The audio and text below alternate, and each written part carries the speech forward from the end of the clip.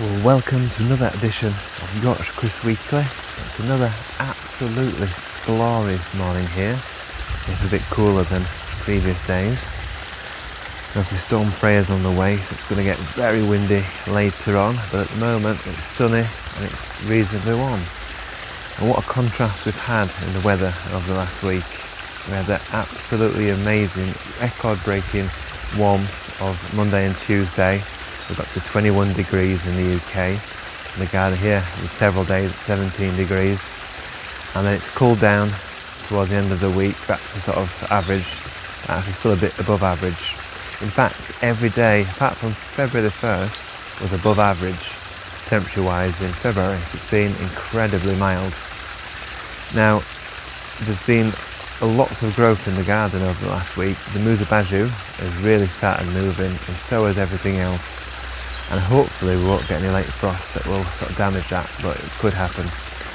And it wouldn't really be a late frost really, because we're still just in the start of spring, start of March, 3rd of March, and hopefully we don't get any cold weather. We're not looking at the moment like we're going to get any cold weather. It looks sort of around average, bit above, bit below, but nothing too scary and cold. So here's what's coming up on today's episode.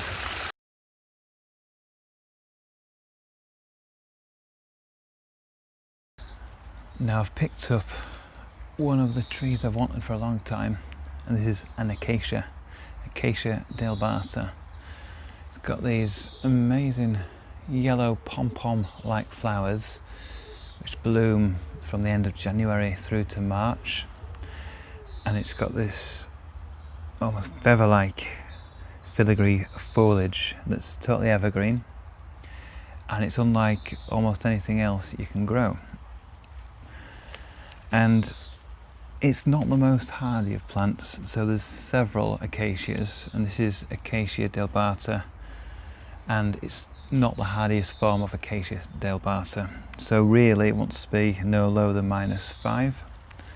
Obviously my garden does get lower than -5 from time to time, so it might get a bit of damage, but hopefully it doesn't get a really cold winter to really set it back, and if it does get set back, it should come back from the ground.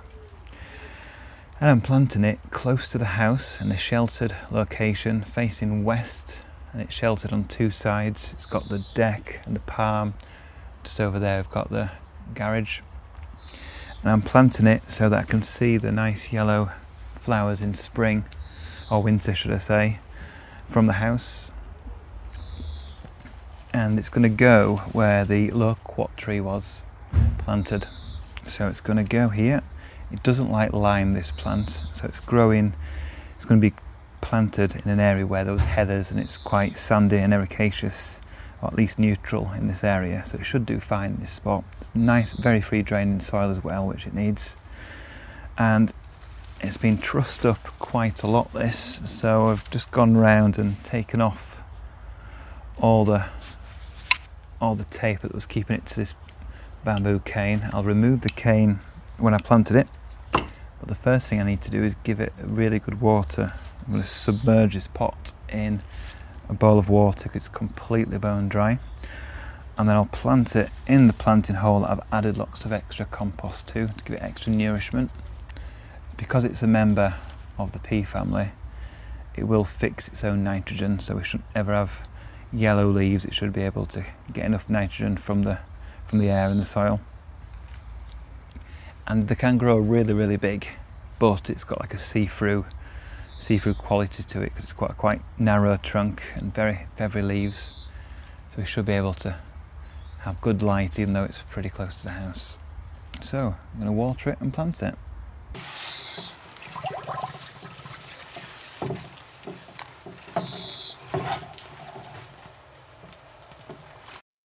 I'm breaking up the topsoil from around the root ball and just firming this around the planting position, and I've been careful to make sure it's slightly proud, the root ball, of the ground, because if you dig these too deeply and plant them too deeply, then they can rot and die at the trunk. I'm incorporating lots of compost as a mulch on top, and then making sure that even though I've given the root ball a soak, I give it another really good watering, really just to get the contact between the roots and the new soil. And there's the final planted Acacia dealbata. Hopefully it will do well in this position. Now I've been acquiring a few plants recently that I'll be planting in the garden. I'll be showing it in future episodes, so I just thought I'd run through some of the plants that I've purchased. So I've got this really nice dark coloured phormium. This is Platts Black, British grown. Not the hardiest I believe, but should do okay here because most sort of half hardy plants seem to do okay in my garden. I've got long strappy leaves, doesn't get too large, but it should do well on the banking around the pond. I've got a Fatsihedra, which is a cross between a Fatsia and an ivy. This is a variegated form, sold actually as a Fatsia. We've got another phormium here. I think this is Evening Glow. Yeah, that's Evening Glow. Again, not one of the large ones. This is a little bit on the tender side, but it shouldn't get too big. Again, it's got these nice pink and grey leaves. Now in the middle, got another strappy leaf plant that looks very much like a variegated phormium, but it's not a phormium. It's a Dianella, and this will grow a bit bigger than these two phormiums, I think, and it will have really vivid blue berries on this one. Let's have a look at the label. There we are. That's British grown as well. Dianella. And we've got a couple of climbers. This is Hydrangea seemanii. That is really nice, glossy evergreen leaves. That's why I've purchased it. It does have flowers as well, sort of traditional white hydrangea flowers, but it'll cover a fence or a wall, and it's self-clinging, so it doesn't need a support. So hopefully that will do well. And another climb we've got is this evergreen honeysuckle. Again, I bought it because of its evergreen glossy leaves, so it should look good all year round, providing it doesn't get damaged by frost or snow. So that's just a few of the plants I purchased, and I'll be planting these out in a future video.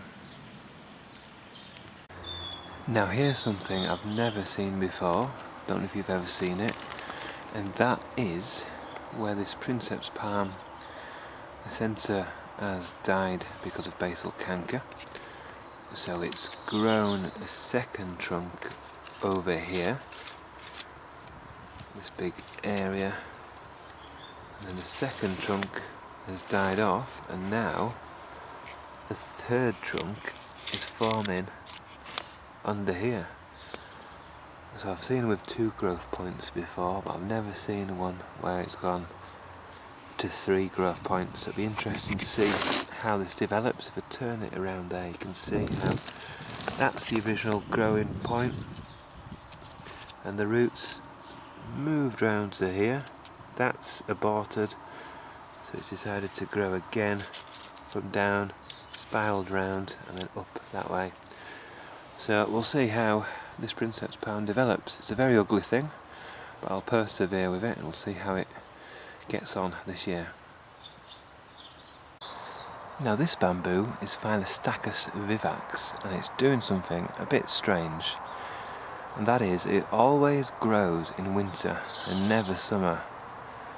So these culms, the fresher culms you can see here, the darker green ones, have been produced over winter, and if you look further through you can see the newest one with that darker maroon colour, and that's grown over the last month or so. So it always, for whatever reason, seems to grow in winter rather than summer, and it should do. So hopefully eventually it'll figure out it's meant to grow in summer, and then it will grow bigger, thicker culms, because at the moment they're still pretty thin. It's got irrigation now, you can see the irrigation pipe, so that will soak it in summer. That started last summer, so hopefully fingers crossed we should see some bigger culms this year, or maybe next winter. Now I've come into the greenhouse now because the weather's taken a turn for the worse and it's raining quite heavily now. No sign of the winds yet. I thought I'd spend a moment just mentioning a fellow gardener who sadly passed away yesterday morning, and that was Don Vickers, who I'd known for about 10 years through gardening forums and often met up at different events, and I had the pleasure of seeing his garden firsthand on a few occasions, and it was an absolutely fantastic garden. One actually I've not taken photographs or video of, but there's a great blog done by Alternative Eden, which I'll put a link below in this video so you can check it out yourselves. But Don was a great gardener, extremely intelligent man, and had a dry sense of humour, very witty. Sometimes got into trouble on the forums and got banned from the Hardy Tropicals forum once, but then came back with a different name, which was quite funny. And also a very generous gardener as well, often giving out plants to people who either visit his garden or at plant swaps that we did on numerous occasions. And one of the plants that he gave me is a quite hard to grow Dorianthes, which is doing well down here. Don grew this from seed, which is quite hard to do. I've had it for about 3 years now, and it seems to be growing well. It should grow into a huge plant. It's tender, so it can't be left outside in winter, but it should grow huge, 2 metre long and quite wide leaves, and look very tropical in a large pot eventually. So yeah, just like to dedicate this plant. I'll look after this plant in Don's memory, and I'm sure many of you have got stories about Don, as he did visits all around the country, not just up here in Yorkshire.